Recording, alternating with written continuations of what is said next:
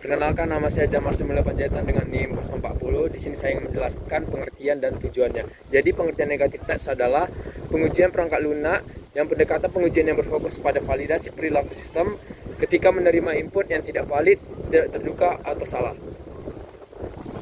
Kemudian tujuan dari negatif test adalah yang pertama, mengidentifikasi kerentanan sistem dengan menguji masukan yang tidak terduga.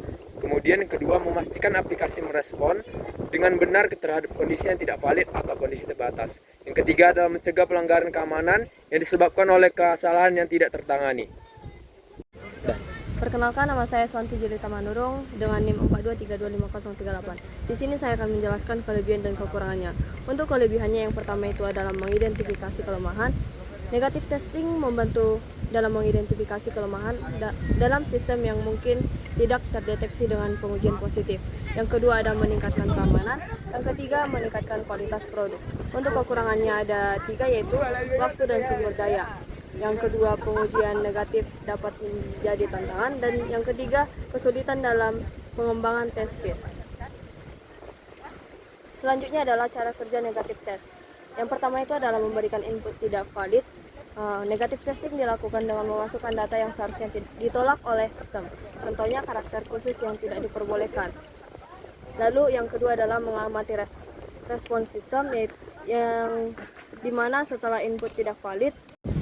Saya Hot Floris lain dengan NIM 4232539. Di sini saya akan menjelaskan kapan kita menggunakan negatif test.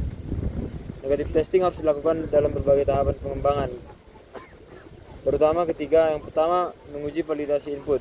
Ketika sistem harus memvalidasi input pengguna, negatif testing penting untuk memastikan bahwa input yang tidak valid ditangani dengan benar. Yang kedua, menguji batasan sistem. Ketika sistem memiliki batasan pada input atau penggunaan, negatif testing penting untuk memastikan bahwa batasan tersebut ditegakkan. Yang ketiga, menguji keamanan sistem. Ketika menguji keamanan, negatif testing sangat penting untuk menemukan dan mengatasi potensi kerentanan.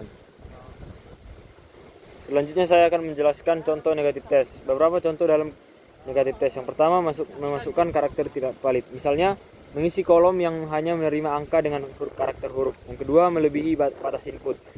Mengirimkan data yang melebihi panjang maksimum yang diizinkan untuk kolom input. Dan yang ketiga, meninggalkan kolom kosong. Mencoba untuk mengirimkan formulir tanpa mengisi semua kolom yang wajib diisi. Dan yang keempat, memasukkan data dalam format yang salah. Misalnya, memasukkan tanggal dalam format yang salah atau memasukkan alamat email tanpa simbol @